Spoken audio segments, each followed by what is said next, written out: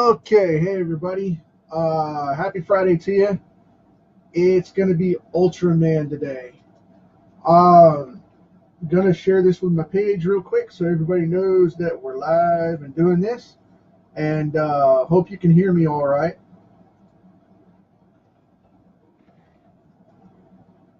Okay,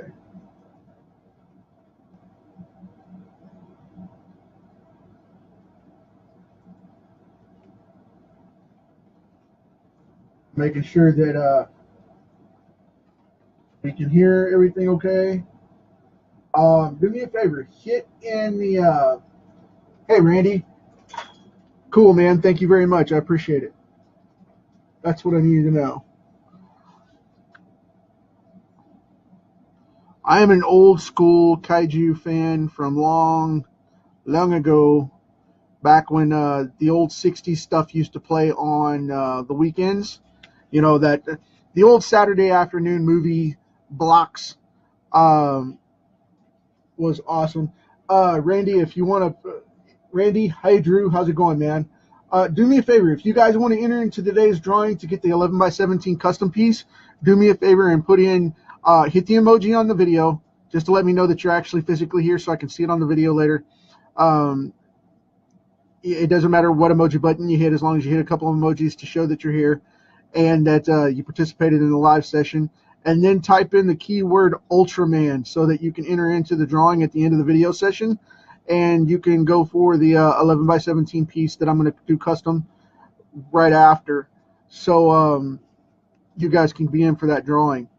But yeah, this is one of those things where this character was a late 60s superhero, and he's a cross between, if you know anything about this stuff, he's a cross between a Power Ranger and the Guyver.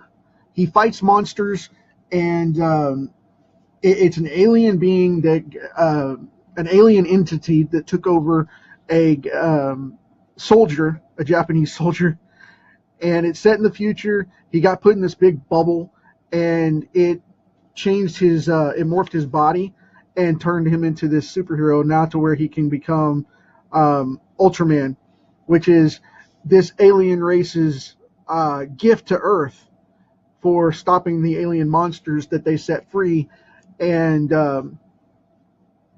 unleashed on the Earth in prehistoric times. So that's the premise of it. And I tell you, they've got different versions of this guy now. They've got about 5 different versions of him, and I really dig these things. I totally geek out on them and watch the old kaiju monsters, you know, the old original 60s Godzilla movies and all that. And I've followed all these characters for all these years since I was a kid, you know, and I was born in the late 70s. I was about 10 years out from where this was actually made the first time. But, and then, of course, Gojira from the Godzilla series, the original Gojira, God of Monsters, that was made in the 50s, so about 20 years before me, so before I came along. So I've just been hooked into these things since I was little. But I used to watch these and the old Hollywood monsters on the Saturday movie blocks. I used to love those things. This guy in particular is the original version. This is the actual Ultraman from 1968, I believe. I might be a year or two off, but I believe it was 1968 when he first premiered. And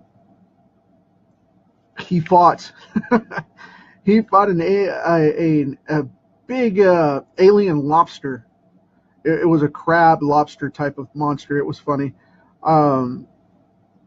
It came out of this toxic ooze in this lake in the mountains, and the character was part of the justice enforcement team of the future in Japan, and it was hilarious. They wore these big white helmets, and they went out to investigate, and he got caught by the orb and became Ultraman. I just love this stuff, and it's so tongue in cheek anyway. But that's what made the Power Rangers so popular back in the '90s. Is it's so ridiculously tongue-in-cheek. You have to enjoy the nostalgia of it from the old zipper suit movies, as I call them, which is what I used to call the old Godzilla movies. So now, if you're a traditionalist or a purist, don't freak out on me because I've got this modern angle with his shoulder tucked in and him holding it up in front of his face rather than the old T-bar that he used to, the old cross, as it were, that he used to do. I just did it with a modern pose because of the fact that it's more of what he would do now. And the show's still running, believe it or not. They still make movies and shows of this guy overseas. And I know this hand's a little thin here. I'm going to put a drop shadow on the bottom. But yeah, they still make him, and they still have, like I said, they have 4 or 5 different versions now, and they've updated him a little bit.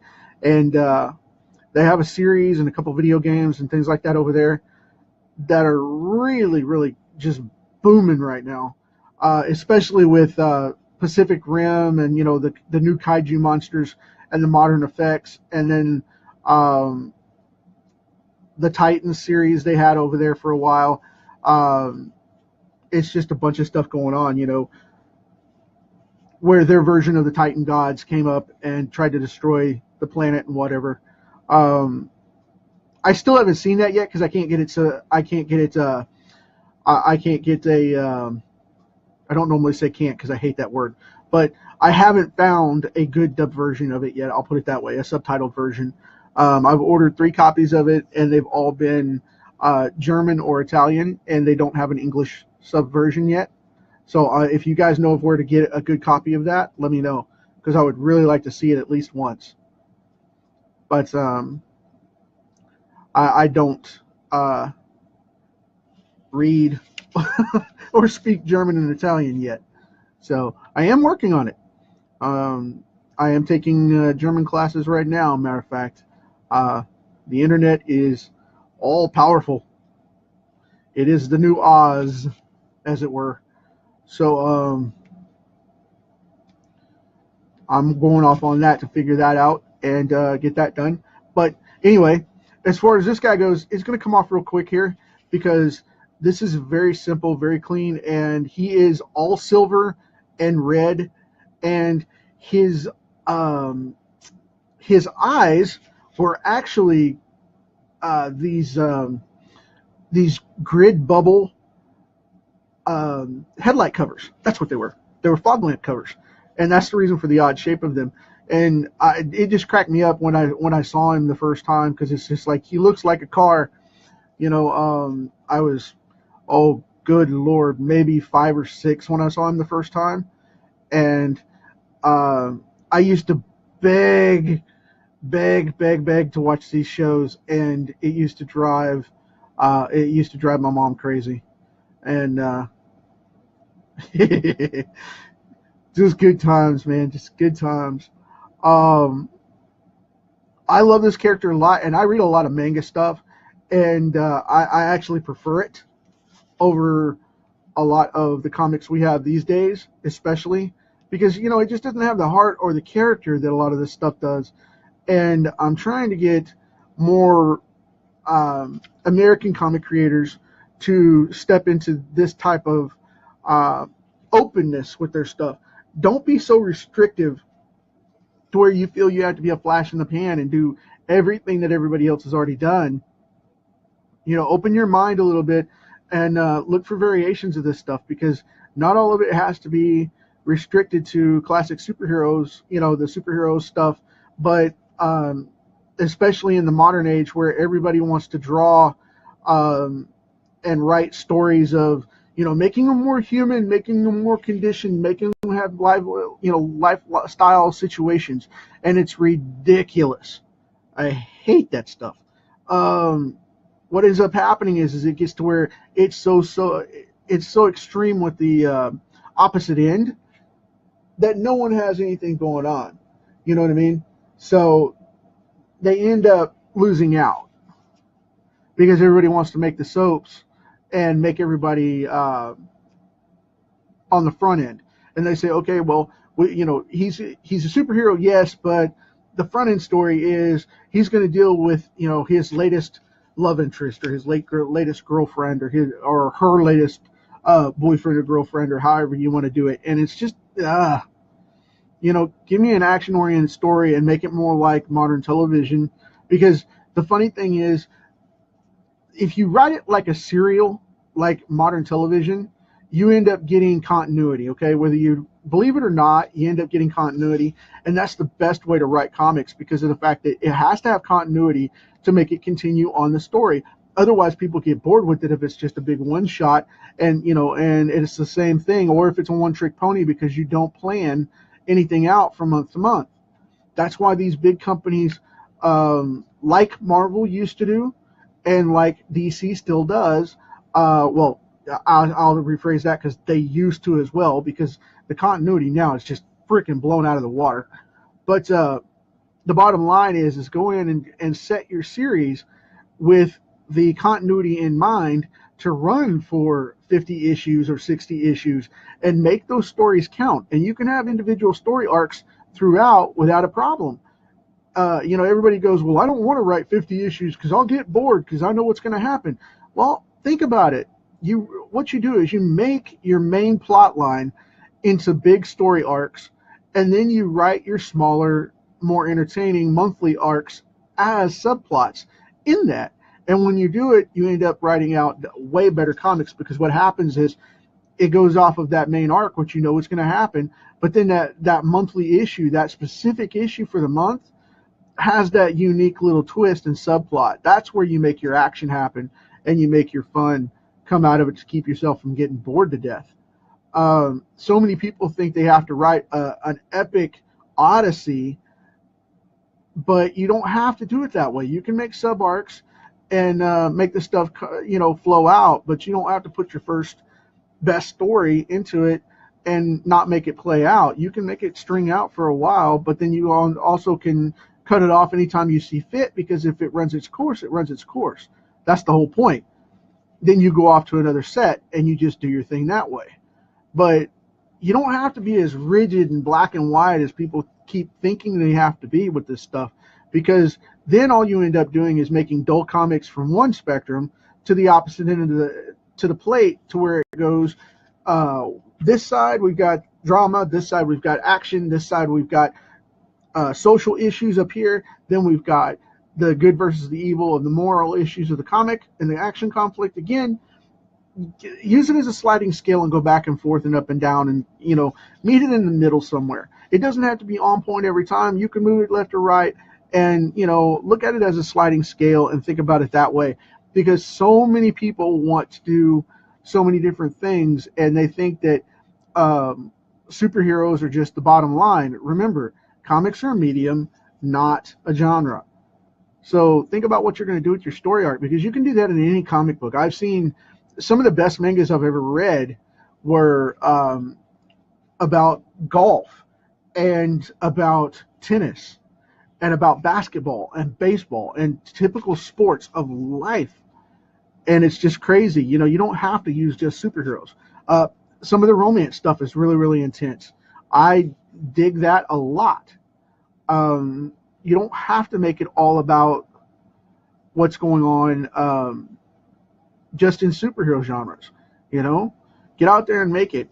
I've seen a lot of war books. I've seen a lot of battleship type books. You just got to get out there and take what you like personally and go from that experience and make it work. Instead of getting all bent out of shape and griping about it, why not make your own book that holds up to that sideline genre? But, to each their own. But as far as this guy goes, I'm waiting for the new movie for this guy, because they're making a new movie about him right now, and I really, really want to see it. It's going to be a modern take on it, and from the series they have going on right now, which I can't remember the name of. It's Ultraman something. It starts with a G, and he's got this really cool mixed in blue helmet now, and the fins advanced and all that mess, and he's trying to come up and save the world yet again. And I'm just ecstatic about that. I have to do more research on it because this is their latest incarnation, which I have to, like I said, research and find out about before I say anything. But I really, really dig the idea of this guy coming back and those old, movies coming back like that. But with the way they do Pacific Rim and these other films, I think if they use that level, then we're going to get some really cool effects out of it. Of course, it was funny watching the Power Ranger movie because they did some of that on classic set like that. Even though it was a big budget movie, they still decided to do some of that as a on-set live effects film, and you can see it. If you know what you're looking for, you can see the green screen separation, and you can tell where they were in the giant city models, and it just freaking made me laugh. Not that I was making fun of it. I thought it was great. It's just that they did it that way for a classic nostalgia look as well as the CGI, and you can just tell where they merged a bunch of that together, and it had that look, which is part of what made that movie so fun. I knew it was going to be a teen movie coming in, and I really enjoyed it for what it was. Elizabeth Banks was involved in it, so you knew it was going to be a box office smash because she ties herself to a lot of stuff these days. And I remember back when she started acting and got into the 40-Year-Old Virgin, which a lot of youngsters that I have on following me won't be able to see that movie yet, so don't even ask your parents. It's a little bit mature yet for you guys. But, she played a bookstore sales clerk in that one. She worked at a bookstore as a sales girl. And it was one of those things that was really cool to see her come along that far in such a short time, in 10 years. That was 2005 when that movie came out. So now to see her producing and writing and directing and all that, all of the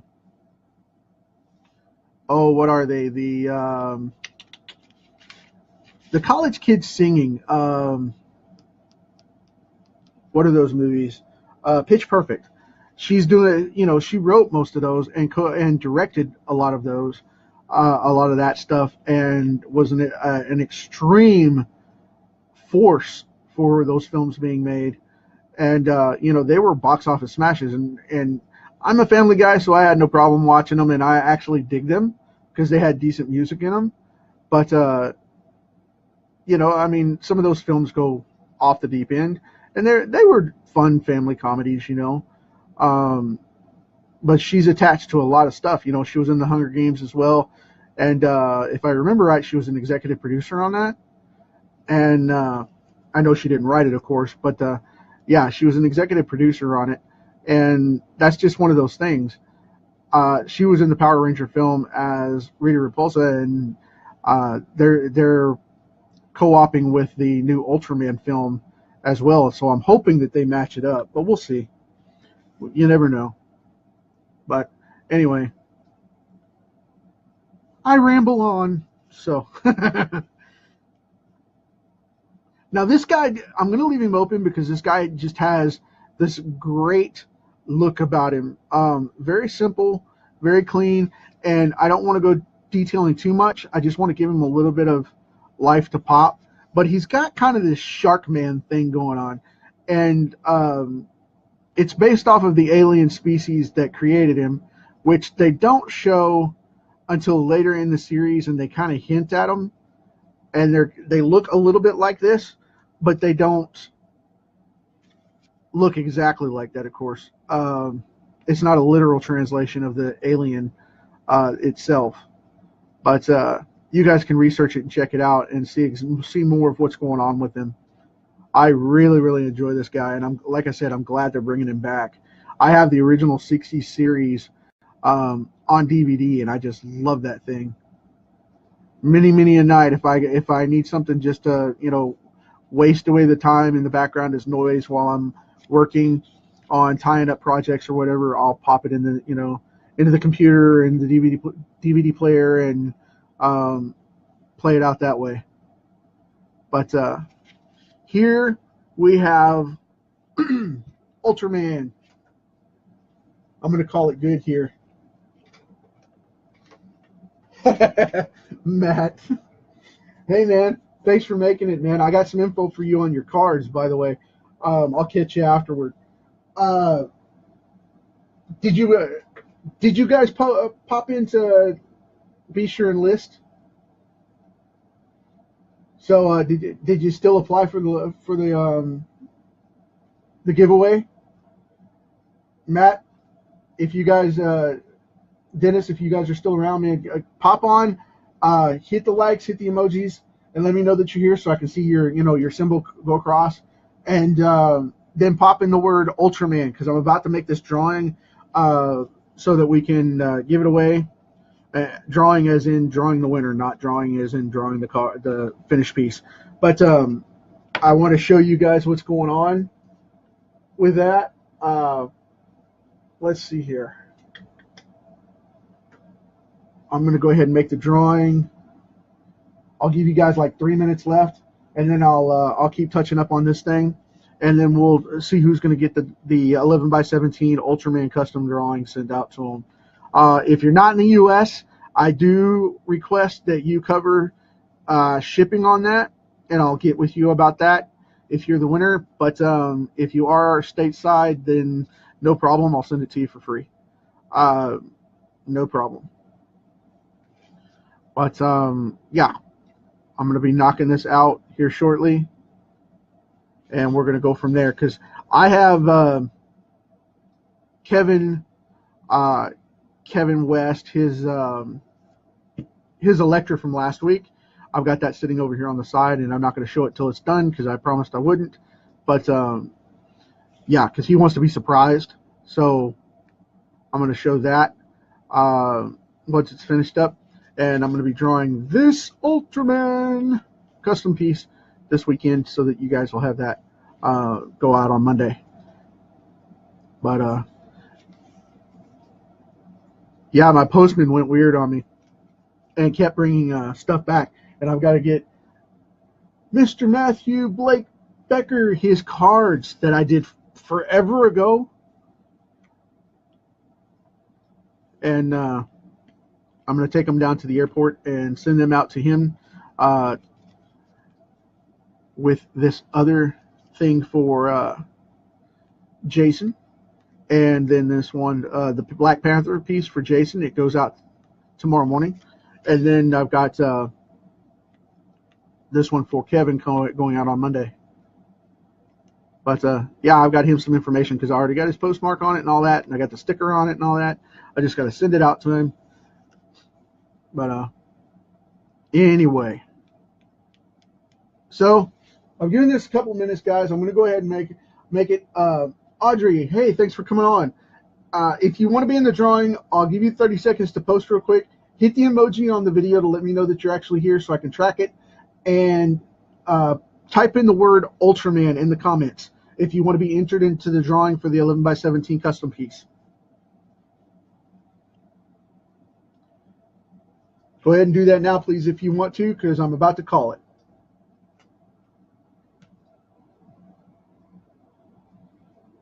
All right, we are done. Let's see who's got this thing. See how many people popped on.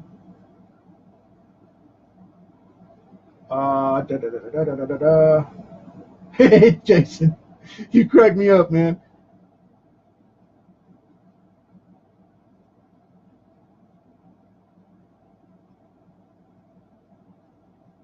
Okay, I see Jason, which he won last week, and I see Tom.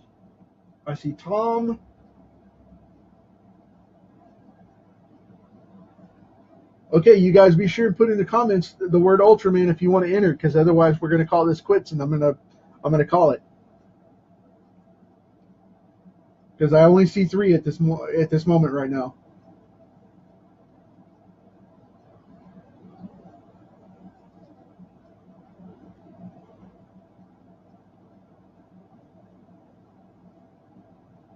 Okay.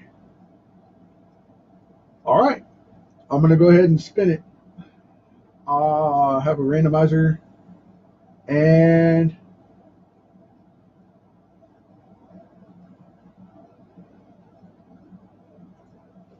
Okay, it's Tom. It's number 3. It's going to be Tom Fattrell. He has gotten the Ultraman here. And since his tablet dropped him right at the end, I'm going to have to tell him. All right. Well, that's it. We're going to consider Ultraman here done. And I'm going to ink and color this guy up tonight and post him. And I will start on getting the rest of this stuff out for you guys. And I appreciate it, man. As always, let me see what's for tomorrow. Hey, Tom, man, if you're here, write in the comments to let me know, because you entered, and you were number 3 on the list, and you got it, man. And all my comments aren't showing up on the other side. I just checked on my Facebook, my page, and my profile, and not all the comments are showing up on here. So we need to be sure and get those in. But I'll have to report that so that they can tell me, because I can see them live on the video, but you guys can't see them. So that's not cool that they're not displaying. That's not fair. Tomorrow's going to be Wildcat from DC Comics. So we're going to do the classic Wildcat. Not a problem. I'm going to knock him out. That's going to be a fun one. This dude is Street Brawler, and from the, I want to say from the JSA, I believe it was. And because he was on a couple of different teams. But, you know, they put him on the Justice League Unlimited for a while. It got weird. But anyway, I'll check you guys out tomorrow. I'm also posting my Patreon on Saturday tomorrow. Tomorrow. So you guys check that out. And like I said, I'm not looking for anybody I'm not trying to make sales or anything tough like that. I'm just trying to get people that want to see the behind-the-scenes stuff that they keep asking me for. They'll be able to see that over there. So talk to you later, guys. Thanks very much. See you tomorrow.